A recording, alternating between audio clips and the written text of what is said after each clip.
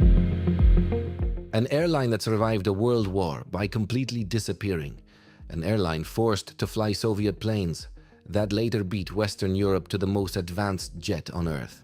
And an airline where hijackings once became so common, they followed a pattern. It sounds exaggerated, it sounds impossible. But every part of this story is real, and it all belongs to one airline, LOT Polish Airlines. Right now, when global aviation is dominated by a handful of massive brands, this airline continues to do something unexpected, quietly competing, quietly evolving, and quietly proving people wrong. So how did it survive everything that should have destroyed it? And why does its story feel more like a script than reality? Because the deeper this goes, the harder it is to believe it actually happened.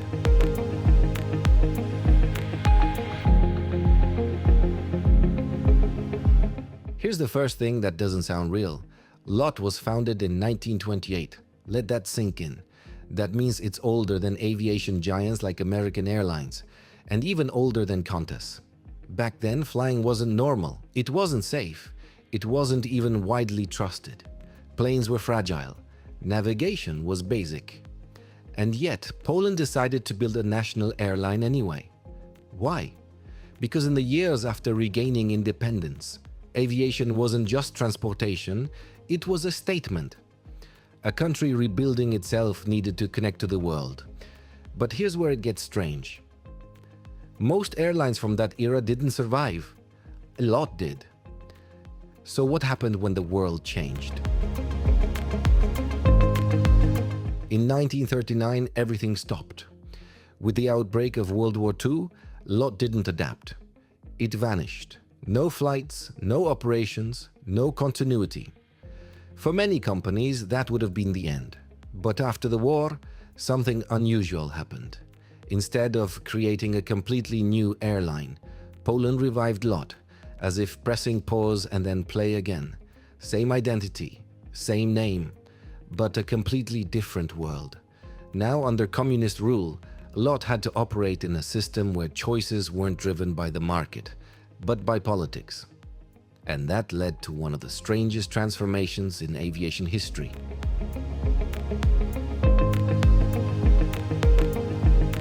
Imagine this, an airline that once flew Soviet aircraft like the Ilyushin Il-62, now flying some of the most advanced jets ever built.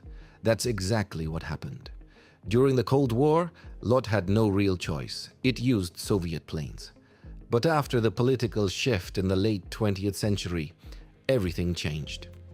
Instead of slowly modernizing, LOT jumped. And not just to any aircraft, but to the cutting-edge Boeing 787 Dreamliner. Here's the part that sounds unreal. LOT became the first airline in Europe to operate the Dreamliner. Not Lufthansa, not British Airways, Poland. Pause for a second and think about that. How does an airline from a country still rebuilding its global position suddenly lead Europe in aviation technology? That question opens the door to something deeper. At this point, there's something worth thinking about. Is LOT underrated or just misunderstood? Drop a comment with your take, because the next part might change how this airline is seen entirely. Here's a detail almost no one talks about.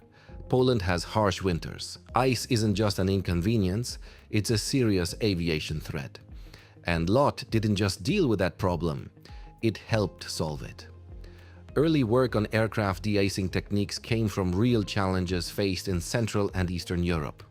Before modern systems, ice buildup could literally bring down planes.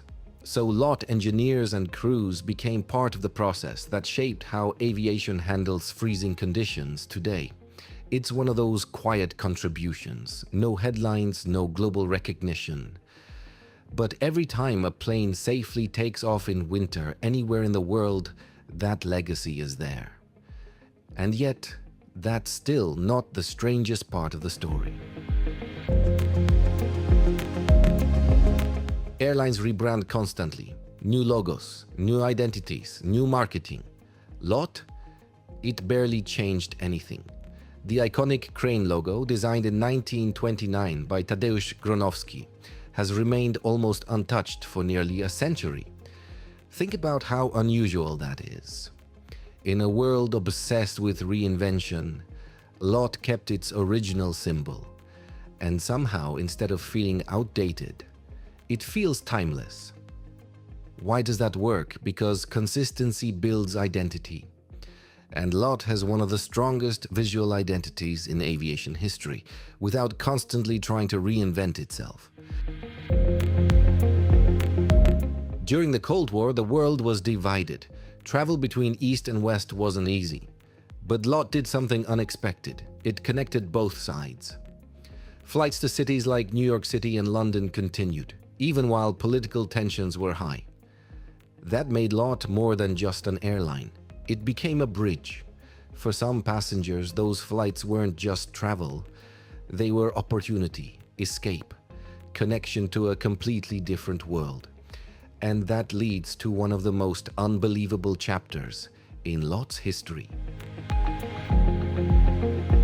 This part sounds like a movie plot, but it was real. In the 1970s and 80s, LOT flights were frequently hijacked.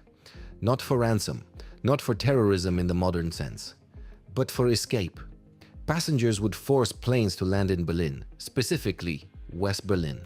Why? Because landing there meant freedom from the communist system. It happened so often that it became almost predictable. Think about the tension on those flights. Pilots trained for emergencies, suddenly facing situations that weren't mechanical, but deeply human. It's one of the most surreal intersections of aviation and politics ever recorded. Here's the final twist. Despite everything, war, political shifts, economic challenges, LOT still exists today, and it's still largely state-owned. In a time when most airlines have been privatized or absorbed into massive global groups, LOT remains connected to the Polish state. And yet, it competes internationally. Modern fleet, long-haul routes, global presence. It's not the biggest airline, but it might be one of the most resilient. So what makes this story worth remembering?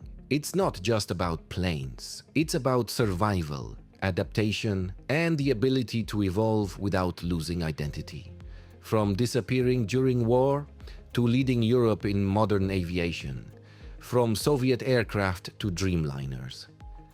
LOT's story doesn't follow the usual rules, and maybe that's exactly why it works. If this changed how LOT is seen, even slightly, hit like subscribe to the Poland and share this with someone who would never expect an airline story to be this intense. Because sometimes the most unbelievable stories are completely real.